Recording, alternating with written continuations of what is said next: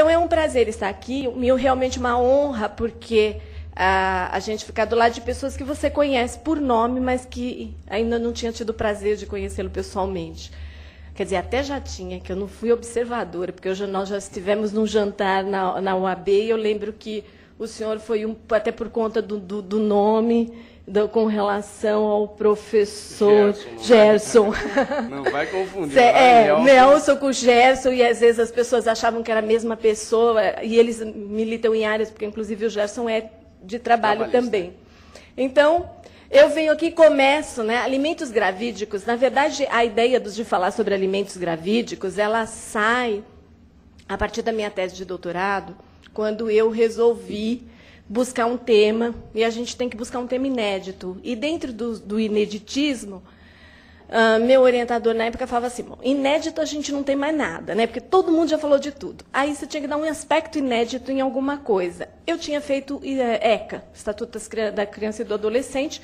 Minha tese na PUC, ela era em difusos e coletivos, né, ECA, ação civil pública, etc. E uma das matérias que dava para juntar os dois, como eu tenho um mestrado em processo e gosto, na verdade, de processo, então eu resolvi falar sobre os direitos do nascituro, que, aliás, depois a gente vai sortear um livro, né, para quem...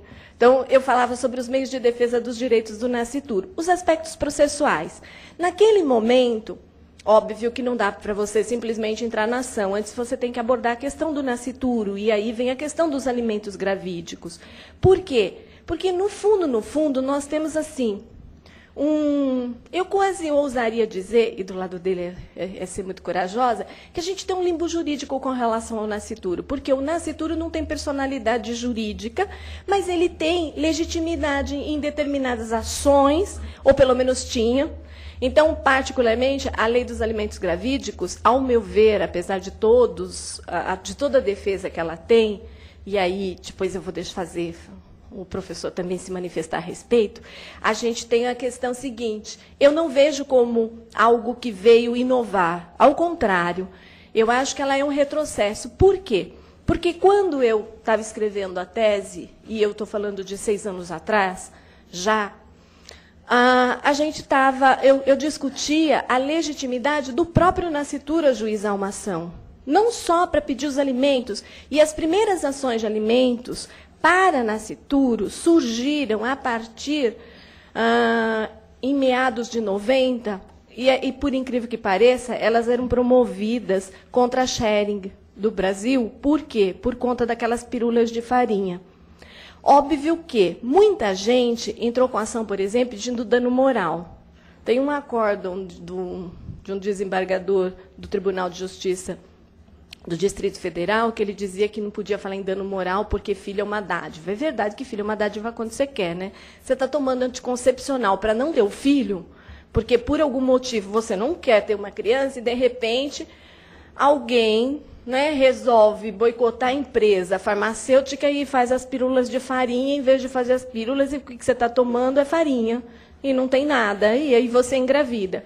O dano moral, no geral, os danos morais, em geral, não foram dados, mas a Schering arrumou um monte de filhinho, né, que provavelmente já estão assim, adolescentes ou aborrecentes, porque eles estão naquela fase dos 10, né, geralmente.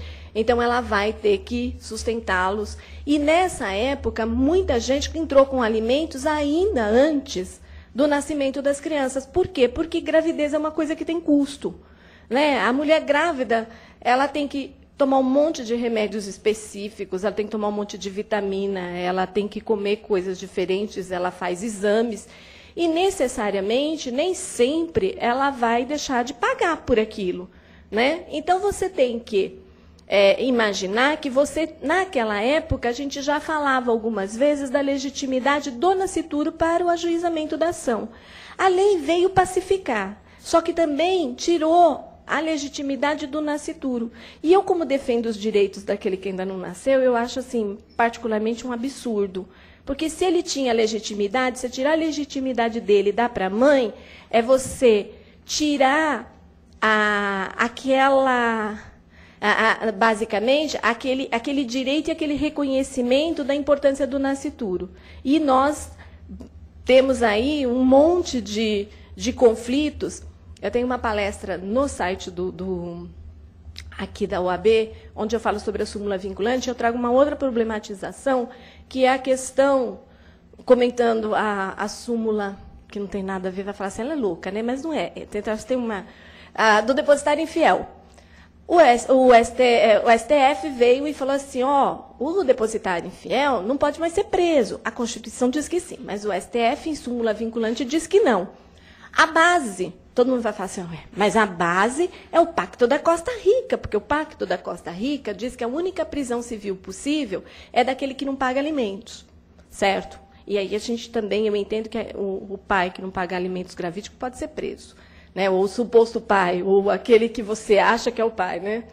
Agora, diante dessa possibilidade, ele reconhece o pacto, só que reconheceu nisso. E aí nós temos uma ação de arguição de descumprimento de preceito fundamental, onde se pede a autorização para que o SUS faça as interrupções de gravidez do feto anencéfalo. Bom, o que uma coisa tem a ver com a outra? Ora, se nós temos um Supremo que reconhece o pacto também diz que a personalidade começa na concepção.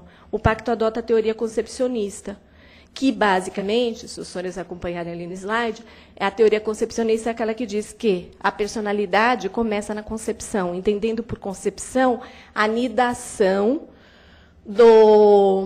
na verdade, do embrião ao útero materno. A partir dali, e aí vem até uma discussão que eu trago no livro, para que ponto a reprodução assistida, que é um tema que eu acho super interessante, reprodução assistida, a questão de você fazer fertilização, né, da fertilização in vitro, que é mais interessante, porque você pega o óvulo, e aí a gente viu aqueles casos assim, onde o máximo dos máximos, né, em inseminação artificial, no geral, tinha uma conduta nada ética dentro da medicina, acabou com uma condenação, e agora, para ele não ser preso, ele está sumido, né?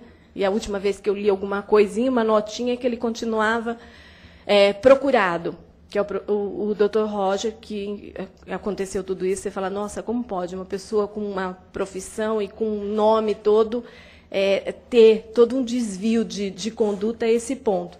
Então, você tem uma teoria e aí você tem uma formação, e você tem uma vida. E, a partir do momento que você tem uma vida, você adotando, e aí o Supremo adotando a teoria, o pacto, ele não pode adotar o pacto e entender que o pacto só emenda constitucional com relação à prisão do depositário infiel, mas com relação à personalidade do nascituro, não.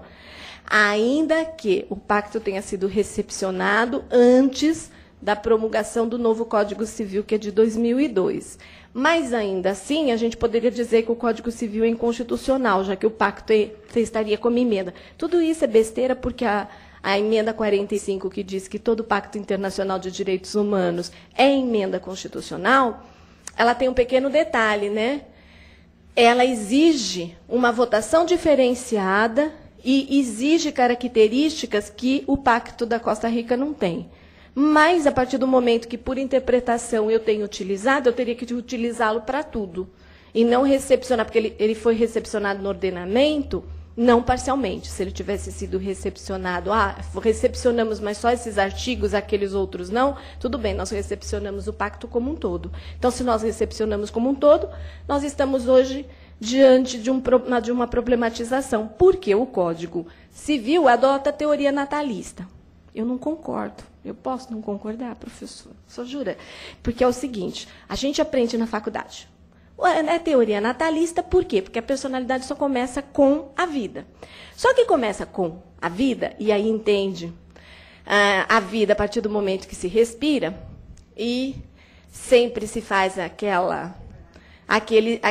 tanto que para checar a vida você vai fazer aquele exame que eu me recuso a pronunciar porque ele é muito longo, mas é aquele exame de Galeno que vem com a ideia da bexiga, bom, mas é que põe o pulmãozinho e vai lá verificar, e hidrostática de qualquer coisa. Mas, Então, diante disso, a gente tem lá uma situação ou outra que seria a teoria natalista. Mas existe uma teoria intermediária, né? Que particularmente eu acho que o Código Civil, ninguém fala, mas ele adota a teoria condicional. Por quê? Porque ele adota, a personalidade começa com vida, mas já ressalva os direitos do nascituro. Tanto que o Código de Processo tem uma ação chamada posse em nome do nascituro, que ressalva os direitos daquele que ainda não nasceu. Certo? E como que eu posso ressalvar direitos daquele que nem tem vida ou nem tem personalidade? E eu ressalvo. E atentem, o Código de Processo, todo mundo sabe que tem um projeto para alteração, que dizem que passa, que não passa, e que cá entre nós eu rezo para não passar, porque eu não gosto dele, está tão bom do jeito que estava, e ainda vem, né, infelizmente, vem o nosso ministro no STJ falar, mas se aprovarem um Código de Processo, uma ação vai demorar 2 anos. Aí vem lá o Wilner Bonner e a Fátima Bernardes falam isso. Aí o nosso cliente ouve isso. Aí a ação dele demora 5. Aí ele diz o quê? Que o advogado é incompetente, só que esqueceram de avisar aqui no Fórum João Mendes, né, os cartorários, por exemplo, que uma juntada não pode demorar 6 meses, que uma publicação não pode demorar 40, 50 dias, certo? Que o dinheiro que está lá levantado não pode demorar 6 meses para você retirar. E o Código novo não vai mudar isso. Certo? Ai, mas ele vai mudar os recursos. Tá bom, mas ele não vai mudar a estrutura do judiciário. Então, não vai adiantar, ou seja, vai do nada para lugar nenhum. E esquecem que o Brasil, na verdade, ele é formado de um monte, né, de estados diferentes. Isso pode se adequar a alguns estados, não ao nosso, que vive o colapso do colapso. Eu estava numa fila por 50 minutos para retirar uma guia de levantamento, e aí peguei a guia, eram 4 e 5. Eu estava no 9º andar, mais ou menos, 8º, por aí. Aí eu tinha que descer ali até o 2º, aqui no João Mendes. Eu desci 4 e 10. Aí, com a guia na mão, aí o segurança olhou para mim e falou, mas, doutora, a guia só pode dar entrada até as 4 horas. Aí você fala assim, aí dá vontade de xingar. Fala, não. E eu ficava assim, eu estou escrevendo um artigo sobre a morosidade da justiça, eu falava assim, acho que eu vou começar o artigo, o direito já foi mais lúdico, né? Já foi mais gostoso, eu já estou na fase do me aposentar. Então, quando a gente tem todos esses senões, aí você fala assim, olha, né, você retomando aqui, né, você fala, bom, alteramos, então, todas essas questões com relação ao processo, pensando na agilidade, mas mantivemos um ponto, a posse em nome do nascituro. Eu continuo dando um direito e uma ação que, na verdade, pouco usável. Para dizer a verdade, em mais de 20 anos de profissão, e já me perdi em quantos mais, eu nunca usei uma ação dessa, né? Então, porque, geralmente, até por conta dessa morosidade, demora tanto que a criança já nasceu quando o pai faleceu antes. Então, você não usa, mas esta ação vai ser mantida no projeto do Código. Né? Então, a gente continua ainda vivendo uma situação onde o Código Civil vem e fala, olha, o nascituro só vai ter personalidade quando ele nascer, mas ressalva os direitos. Então, se ele ressalva direitos, de uma certa maneira, eu entendo que eu poderia dizer que o Código Civil adota a teoria condicional. Mas isso aqui a gente pergunta depois, professor. Tá, vocês podem fazer aqui as perguntas, mas perguntem para ele, né, se ele concorda. Porque, na verdade, eu estou falando besteira, mas eu não falo sozinha. Tem um civilista, que eu não me lembro quem é, que fala isso também. Mas, de qualquer maneira, dentro da lei, a 11.804, que é de 2008, e que, como eu já disse, tem essa observação, e ainda, por sorte, né, agora as inovações foram para o Código Civil, porque eu estava cansada de ficar estudando, porque o Código de Processo mudava semestralmente, às vezes mensalmente, agora a gente teve uma folga. Né? Eles resolveram mudar o Código Civil. Entenderam que a gente fica velho mais tarde, então obrigaram só quem tem 70 anos a casar, né, com separação de bens, porque antes de 60, hoje você fala, pô, 60 você é jovem, né? Te obrigar a um regime, particularmente eu acho que tinha que abolir. Você tem que usar um regime que você quer em qualquer idade. Aí vai falar assim, mas é golpe do baú. Então interdita aquele que tem dinheiro, né, mas não pode ficar gerindo a vida particular das pessoas, falando, mas se você tem 70, agora você não é mais apto para casar. em regime de comunhão parcial ou de comunhão universal, se você quiser. Não, você obrigatoriamente tem que casar com regime de separação de bens. É bem, é patrimônio, você faz o que você quiser. Até porque você casa no regime de comunhão de separação e vai lá e deixa tudo, né? E diga isso para o dono do Pão de Açúcar, o Abílio Dino, que casou com mais de 70, né? E tem, acho que, um filho. Então, você vai falar assim, nossa, ainda acaba, ao meu ver, sendo um absurdo. Era que não ter idade. Tinha que, na verdade, revogar. Mas, pelo menos, já melhorou, né? Já acha que a pessoa vai ficar senil só aos 70 e não mais aos 60. Principalmente quando a gente está chegando perto, vocês são jovens, mas a gente chega lá e você começa a ficar assim, oh, meu Deus, quer dizer que eu já não posso mais nem fazer o que eu quero, né? Que coisa horrorosa.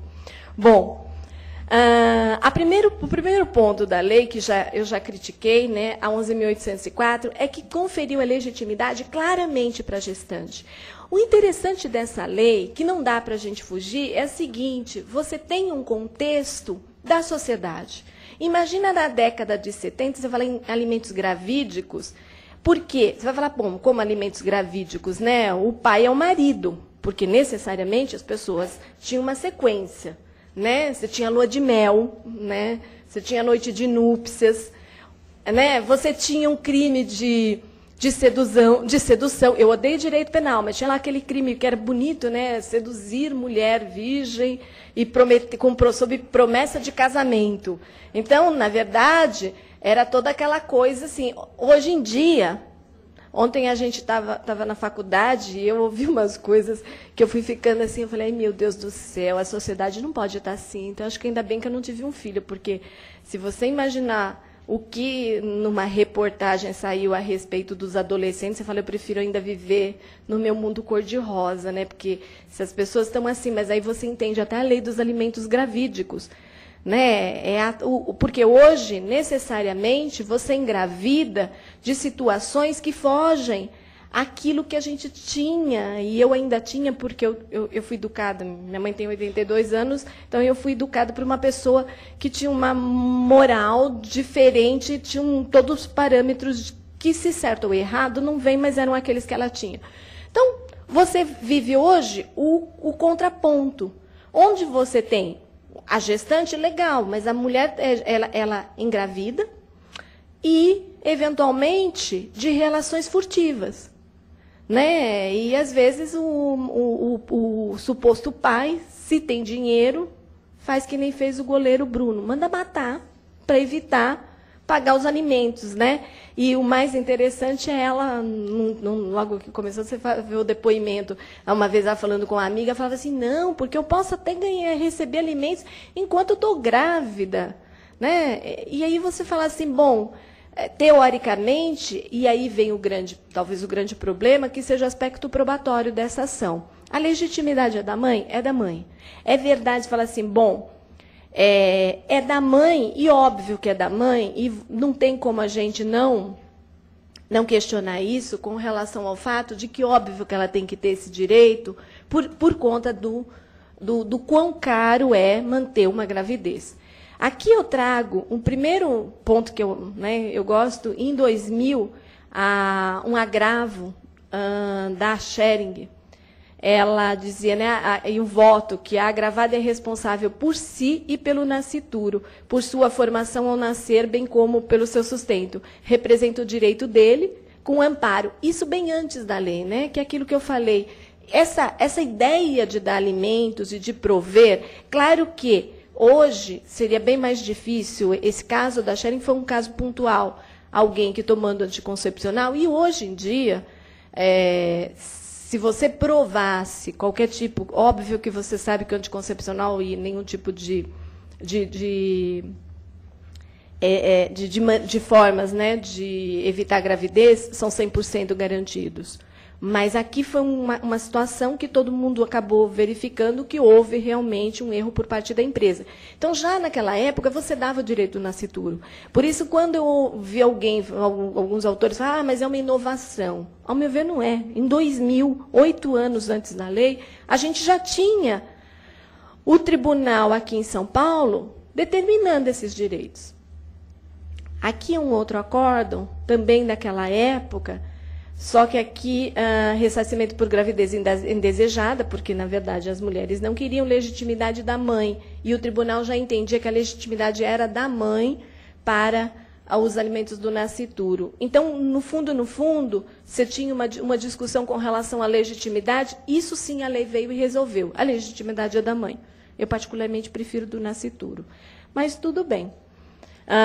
Aqui, alimentos, ação cautelar de alimentos provisionais, o recurso não foi admitido e não foi concedido. Também aqui em 99.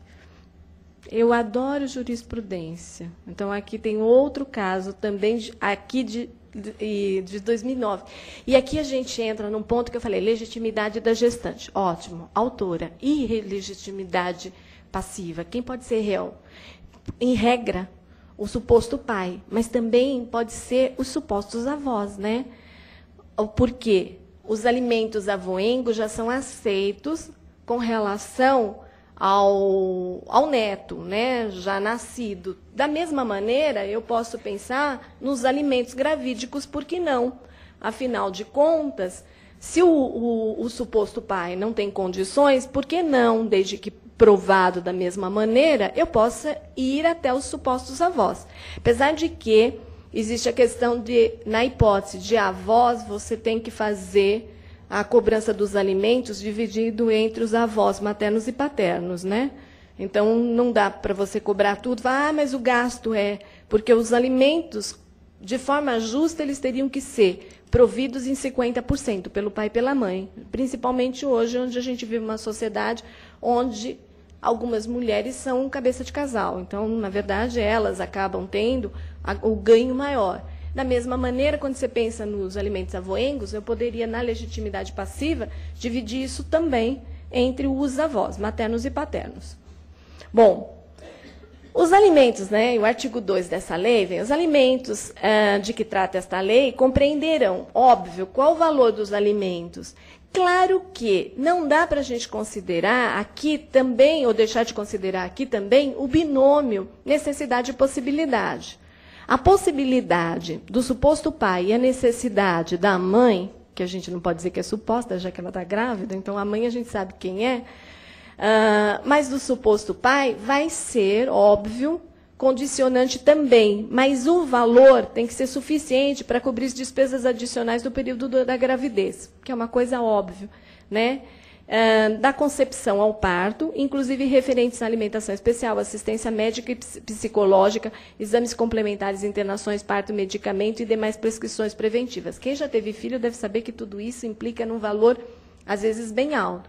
Agora, claro, se você tem uma pessoa que está acostumada, né, a se utilizar, por exemplo, do Sistema Único de Saúde, você não vai querer, só porque ela engravidou e o pai está podendo, ela vai, a partir dali, falar, mas agora eu vou usar o médico mais caro, de preferência aquele que aparece na mídia, que geralmente as pessoas falam, mas se o artista vai, eu também vou, porque deve ser bom.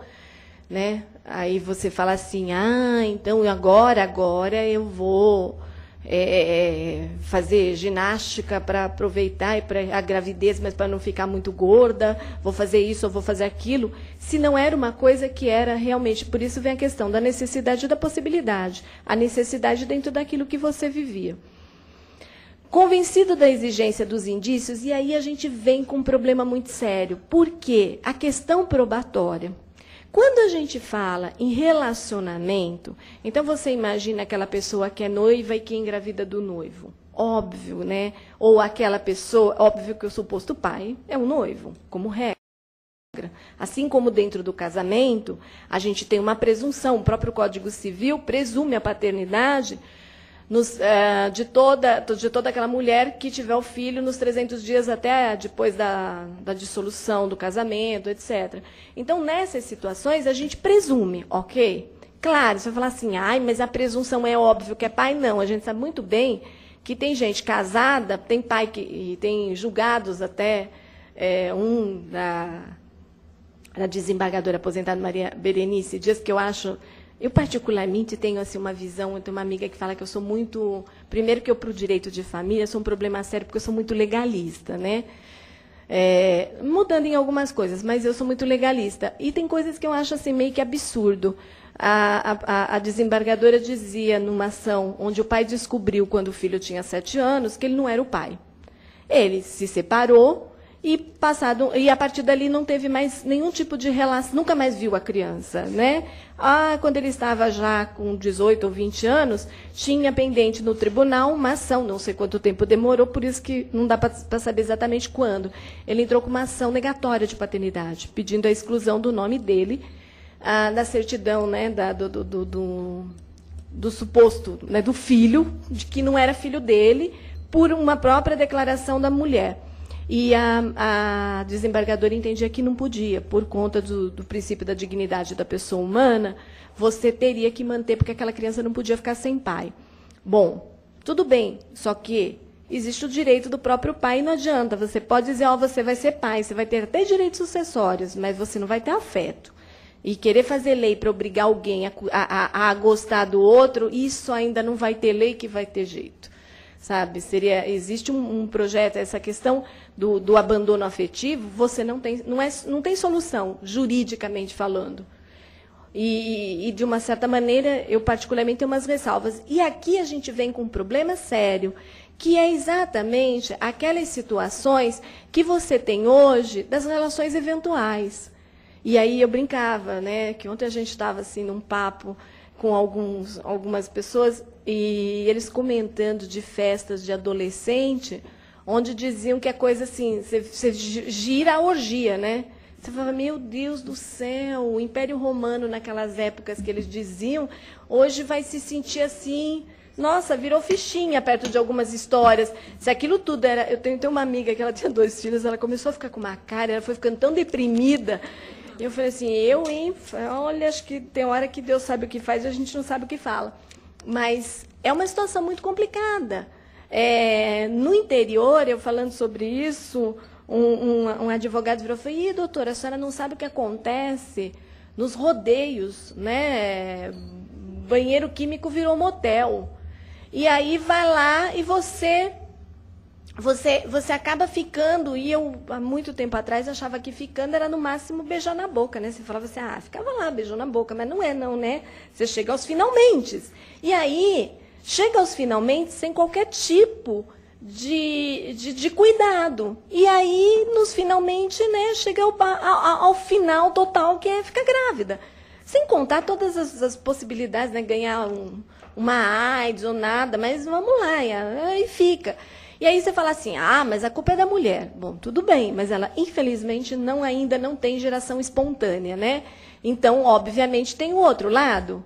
E aí, aquele homem que não tomou os devidos cuidados, já que foi no oba-oba, daquela situação, vai vir uma criança que não tem nada a ver com a situação e que vai ter que ser alimentada, mesmo enquanto na barriga da mãe. Só que aí vem o problema, como comprovar? A gente vai ver, e eu trouxe vários acórdãos com relação à questão dessa prova. Por quê? Porque você verifica que aqui a gente deixa muito subjetivo. O juiz fixará os alimentos gravídicos, mas desde que convencido, e aí quem tem que ficar convencido é o juiz, da existência dos indícios da paternidade. Indícios, processualmente falando, é tudo aquilo que possa ser assim, pode ser muito vago. E o que é muito vago hoje? Se eu perguntar aqui, quem tem celular com câmera? É uma pergunta, quem tem? Ou quem não tem? Acho que é mais fácil fazer essa pergunta, né? Quem não tem celular com câmera? Todo mundo tem câmera no celular? É condição. Assim como é condição ter celular, você acaba tendo câmera. Então, você tira a foto. A foto não deixa de ser um indício. Claro, não é um indício, obviamente, que a prova mais efetiva seria um exame de DNA, que não é feito nessa fase, porque parece que existe um entendimento médico que poderia provocar algum dano ao feto. Então, para evitar isso, você vai pelos indícios probatórios. Indício, aquele cara romântico que ficou uma noite e depois mandou um e-mail, a noite foi ótima. O e-mail é uma prova. Ou então alguém que tenha visto, ou alguém que tenha óbvio, vistos, não estou falando aqui, senhores, vamos lá, não, nenhum voyeur que ficou assistindo, mas aquela coisa dos dois sumiram, voltou a moça e falou, ai, acabei de ficar com fulano, né? E, ai, foi ótimo, coisa do gênero. Nisso é uma prova, certo? Ou é uma comprovação. E vai se levar. Claro que os juízes têm sido mais parcimoniosos nessa interpretação, porque existe uma questão. Alimentos é irrepetível. O cara pagou, imagina você falar assim, e aí vem a história do próprio goleiro, que acabou tendo todo esse caso, em algum momento ela fala, eu poderia ter pedido até enquanto estou grávida, porque mesmo enquanto está na minha barriga, ele tem direito aos alimentos. E realmente. Só que é verdade que, se não me falha a memória, ela fala, mas depois eu posso, se não for, ele pode entrar com uma ação. O problema é o seguinte, ele não tem, os alimentos são irrepetíveis. Você poderia ter uma ação de indenização, até pelo dano moral, ou pela mentira, etc. Poderia, só que assim, ela vai ter com o que pagar? Não teria. Então, tudo bem que o meio pelo qual ele usou é que não foi adequado, né? Era mais fácil ter contratado professor aqui, para ir até o Rio, defendê-lo, teria saído mais barato do que ele mandar matar, né? Ou não mandar matar, ou virar. Eu brinco, eu falo assim, acho que ele chegou, né? Como são de família meio desgarrada, ele virou e falou assim para o cara, poxa, ela está me extorquindo, quer alimentos caros, poxa, eu tenho vontade de matar. Aí o outro, como era amigo, achou que, olha, é para matar. Vai lá e matou, seguiu a risca. Contratar um advogado teria saído bem mais barato. Na verdade, assim, um advogado especialista, professor em direito de família, ia lá, conseguiria quebrar esses alimentos que ela estava pedindo numa proporção maior para valores mais ou menos insignificantes, né? Vide... assessoria, né? Pois, foi, na verdade, assim... Você tem um assessor advogado, né? Aí arruma uns assessores que... Os assessores não eram tão bonzinhos. Que vieram do morro, né? De uma índole assim, você fala... Assessor bandido, o pessoal fala assim, meu Deus, vou consultar meu assessor. O que eu faço? Mata. Né? Eu brinco, falo assim, na época estava aquele caso do pato, né? Eu falei, nós estamos bem de jogador de futebol, é pato, ganso, né? Não sei das quantas. Bom, aí vai lá, no caso tinha o pato. Uma vez eu brincando, falava assim, bom, tá vendo? Ele foi mais inteligente. Em vez de ele mandar matar a Stephanie de Brito, ele contratou aquele advogado famoso, do Lindsay Silva, né, do Rio, especialista em direito de família, que conseguiram reduzir os 30 mil que ela pedia de alimentos para 5. Razoável, que para quem ganha o que ele ganha é quase R$10. Né? Então, era mais fácil, e é da mesma época. Então, era mais fácil o outro não ter mandado matar, ter contratado um bom advogado, que ele teria saído no lucro e não teria acabado com a carreira dele. Mas... É aquilo lá, né? Não tem um assessor.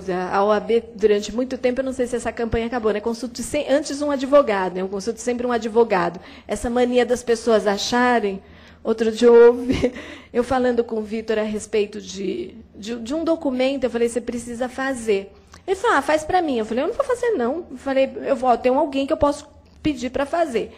Mas vai cobrar, porque advogar de graça, assim, também, você fala... Aí ele virou para mim e falou assim, vou entrar na internet e vou baixar, deve ter alguma coisa. Eu quase morro. Eu falei, que é isso? Advogar pela internet. Não, mas tem de tudo na internet. Tem uns lixos também que você vai baixar da internet. Uma minuta... Aí você fala, porque todo mundo parte daquela coisa que advogar é fácil, né? A gente estuda 5 anos só porque a gente gosta, né? De ficar indo para a faculdade, de manhã, de noite, não dormir, né?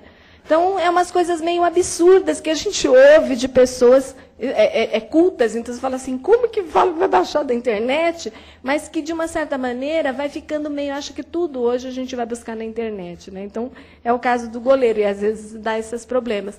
Então, tem a questão da prova. A prova, e isso aqui, né, porque a prova pode vir, a gravidez pode vir até do que ele teoricamente diz que teria sido uma orgia, né, uma pegação geral. Então, a gente não sabe. E, muitas vezes, eu acho que essa ação, ela encontra esse óbice, que é exatamente da concessão de alimentos para aqueles que não têm uma relação. Né? A gravidez veio realmente de uma relação furtiva. Aqui eu tenho alguns agravos, e é muito engraçado assim. Ó, o grande problema, o ônus probatório é da mulher, ou seja, é da mãe, o que é uma sacanagem, né? Por quê? Porque ela não está com o filho sozinha. E aí você fala, bom, então vai ter que bancar a gravidez e depois ajuizar uma ação. Mas aí você não vai poder pedir os alimentos retroativos de tudo que você gastou, diante da impossibilidade de se exigir prova negativa. Também é de fato, mas a questão vem com a questão do indício. Fica muito a critério subjetivo do juiz achar que teve ou não. E óbvio, o fulano era noivo, era casado. Óbvio que é mais fácil. Agora, o grande, e eu repetindo aqui, é exatamente o grande problema, são as hipóteses em que a gente tem as relações furtivas e a gravidez em virtude desses ficar de uma festa, e seja lá o que for. Esse julgado em que dizia que o ônus probatório é da mulher é de 2009, mas não tem como a gente sair desse ônus probatório que realmente é da mãe. Por isso, meninas advogadas, quando for aconselhar algum cliente antes, né, dar alguma consulta, fala, tira a foto. Aproveita o celular, vamos dar uma função, né, para o celular com câmera, tirar foto, pelo menos já é alguma prova. Vai dizer assim, mas é um indício muito tênue, mas é alguma coisa, é melhor que nada, né? Alimentos gravídicos, indeferimento, inconformismo, ausência de indícios suficientes da paternidade. Num primeiro momento, a gente via uma sucessão de casos em que os juízes não estavam dando, inclusive o tribunal confirmando. E aí vem convencido da existência de indícios da paternidade, que é o que diz a lei, fixará os alimentos gravídicos.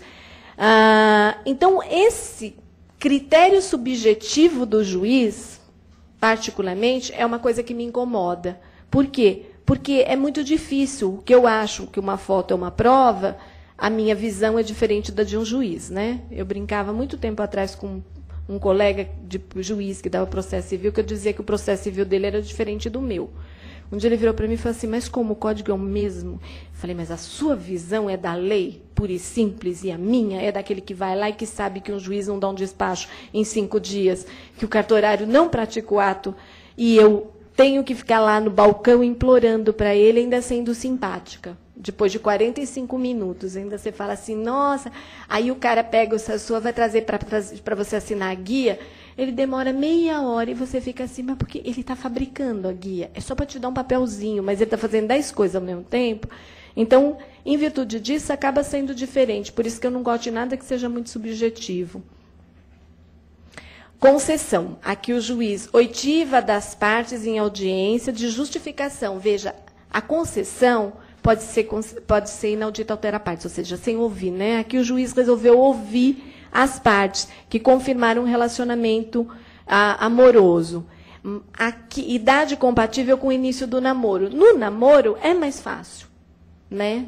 Isso é uma coisa assim, fortes indícios da paternidade.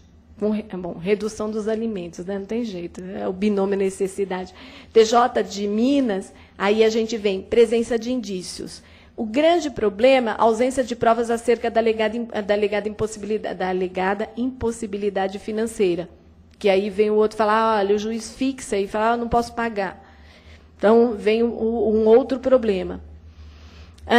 Mesmo com base nos elementos superficiais e indiciais que formam o instrumento probatório dos autos, os alimentos devem ser fixados na proporção da necessidade do reclamante, que eu não gosto, né, porque é o autor, e dos recursos da pessoa obrigada. E aí, óbvio, que vem o Código Civil, que foi também uma hipótese de alimentos gravídicos e a possibilidade, e o binômio necessidade e possibilidade. E houve a concessão. O que depois a gente vai vendo se torna, esses acórdons são de Minas, então em Minas já estava. Aí vem aqui, é ônus do alimentante comprovar a alegada impossibilidade de cumprir a obrigação alimentar no valor fixado em primeira instância. E aí vem também, diante dos indícios da paternidade, consubstanciada em depoimentos unânimes no sentido de que a autora namorava exclusivamente com o réu na época da concepção. Nos namoros, então a gente vai vendo que, assim, em Minas, as ações que chegaram até o tribunal foram todas de namoro, então o indício é mais forte. E a forma de comprovar fica mais fácil. O grande problema vem se a gente não tem. E aí, vem assim, ó, aqui, prova, ausência, não teve nenhum tipo de indício. Então, não houve, eu coloco em vermelhinho ali, fica mais fácil, não houve a comprovação. Então, não havendo elementos que comprovem o parentesco com a obrigação de alimentar do agravado, não há que acolher a pretensão do agravante referente à fixação de alimentos provisórios. Essa aqui de São Paulo, embora não se ouvide a controvérsia da existência na doutrina sobre a possibilidade de conceder alimentos ao nascituros, bem notada pelo Youssef Carrali, mas aqui também já não tinha, porque alimentos já tinha nova lei. O certo é que a ação com este objetivo somente poderia ser ajuizada pela mãe representando o filho. Não há que se falar, portanto, em ilegitimidade ativa, e esse slide ficou, era de lá de trás, ficou fora da sequência. Aqui, do TJ, ausência de provas a demonstrar a paternidade do requerido ou sua capacidade de ofertar.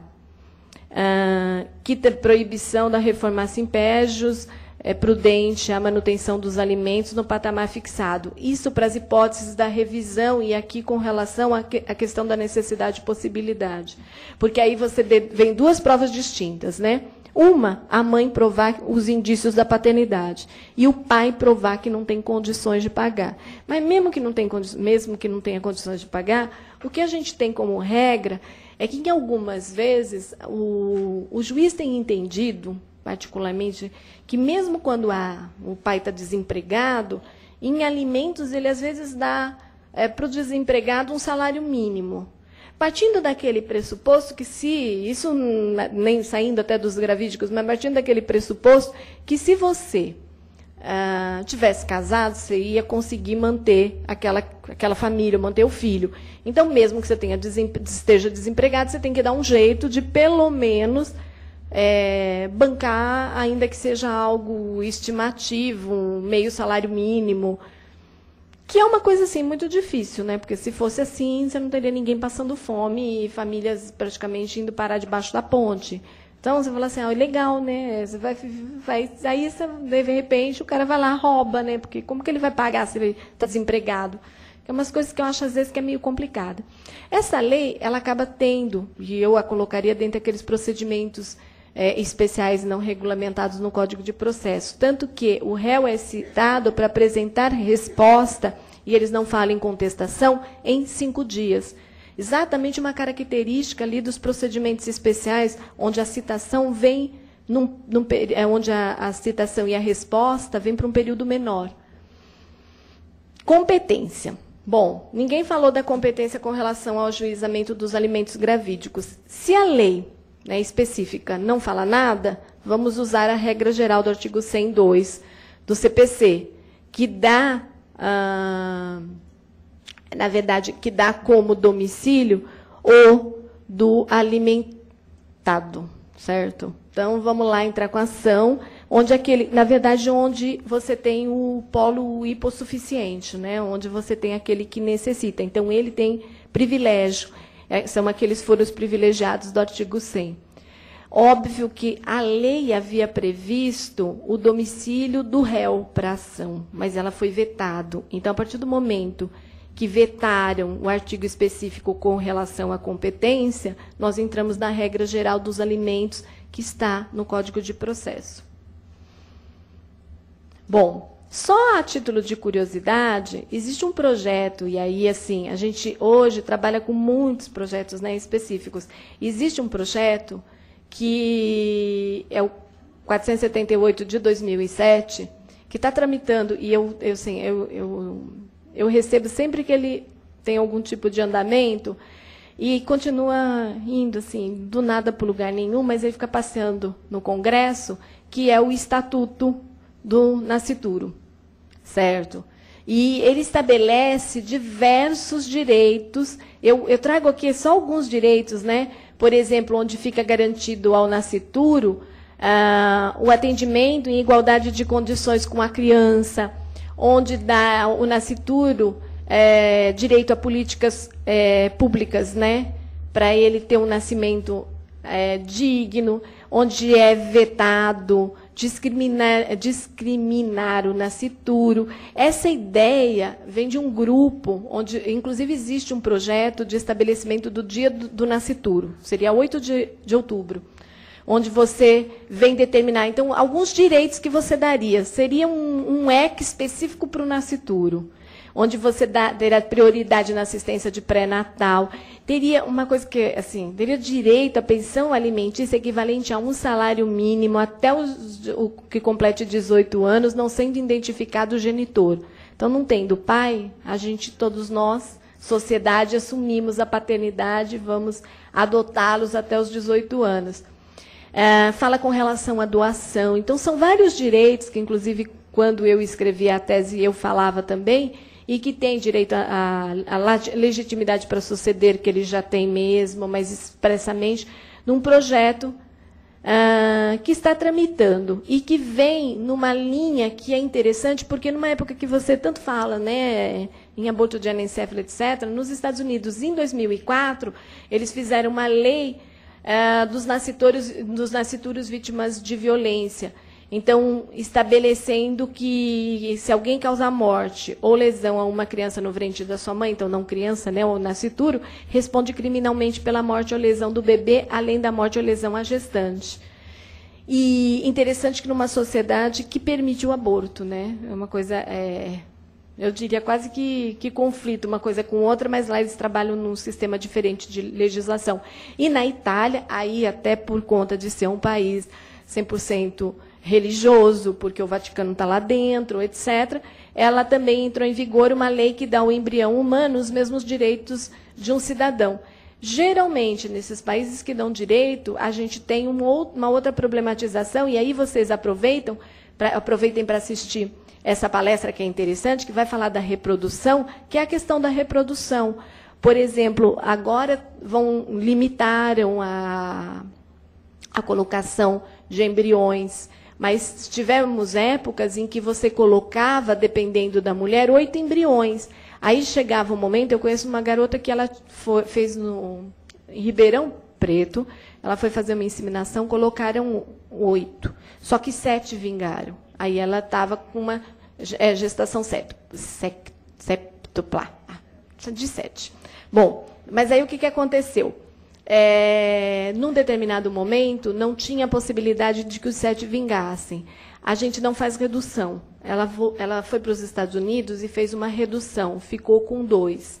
Geralmente, quando você faz a redução é um aborto parcial, onde você aborta parte dos fetos e deixa a outra parte. Aqui a gente proíbe. Ela fez. E o que aconteceu? Quando você faz um aborto parcial, acabou perdendo todos. O aborto foi parcial com relação a 5 que tirou, e os 2 que ficaram acabaram também aí tendo um aborto natural.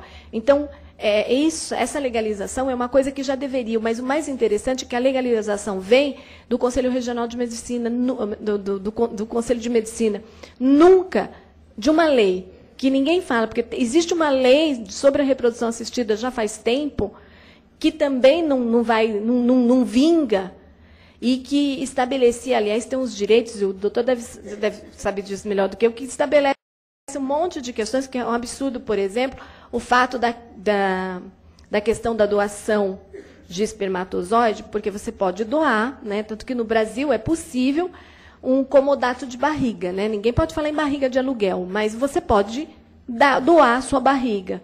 Óbvio que as hipóteses que a gente tem de comodato, né, de empréstimo de barriga, aqui tem sido geralmente de mãe para filha. Nós já vimos na televisão alguns casos, né? Porque, claro, que uma terceira vai ser difícil de, assim, por mero diletantismo, você vai querer ficar grávida, enjoada, gorda, e para gerar um filho que não é seu. Nos Estados Unidos você aluga mesmo, paga, etc. Aqui a gente não pode, porque não pode ter nenhum tipo de mercância com relação a esse tipo de coisa. Mas, de qualquer maneira, a gente tem, assim, a possibilidade, e você tem a possibilidade também de doar espermatozoide. Só que no projeto da reprodução, na lei, existe uma questão que quem doa, se aquele que nasceu não tiver no registro a colocação de nome, então não tiver pai, né, na hipótese do espermatozoide, porque aí também pode ser doação de óvulo. Se você não tiver o pai ou a mãe no seu registro de nascimento, você pode ir atrás do banco, o banco é obrigado a ter um sistema, e aí a pessoa poderia sofrer uma ação de investigação de paternidade ou de comprovação e ter um filho por ter doado. Esse projeto, ele está lá, e eu lembro que um dos artigos que eu mais achei horroroso que é esse. Quer dizer, a pessoa, por uma bondade, né, doa o espermatozoide e depois sofre uma ação de alimentos. E aí vai explicar, se o cara casou, vai explicar para a mulher dele que ele não fez nada. Mas duvido que ela acredite e fale assim, não, mas alguma vez eu doei, porque eu estava aqui, que na verdade é como uma doação de sangue, né? Aí doei, agora vem o filho querer que ele registre como filho. É uma coisa assim, que não tem, eu acho que até por conta dessas situações que tinham nesse projeto, ele está engavetado há praticamente...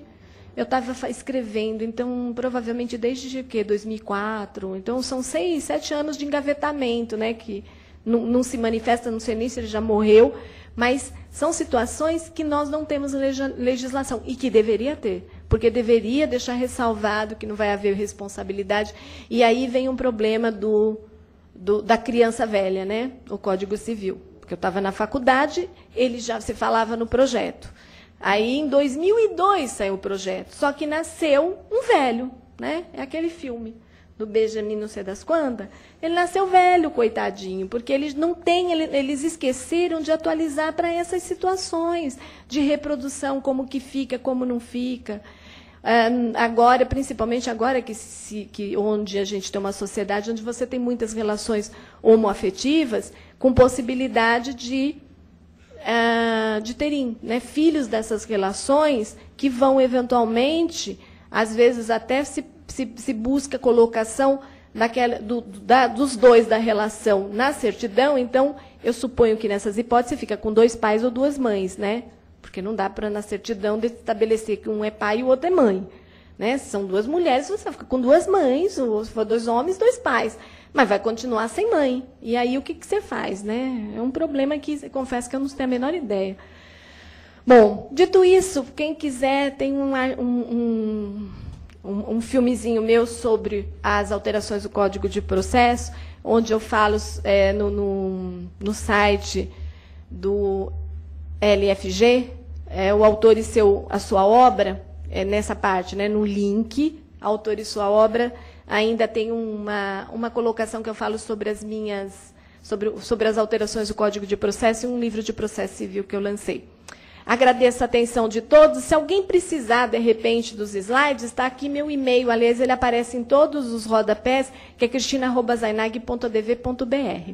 Obrigada, agradeço a paciência de todos. Espero não ter falado demais, que eu nem olhei no relógio.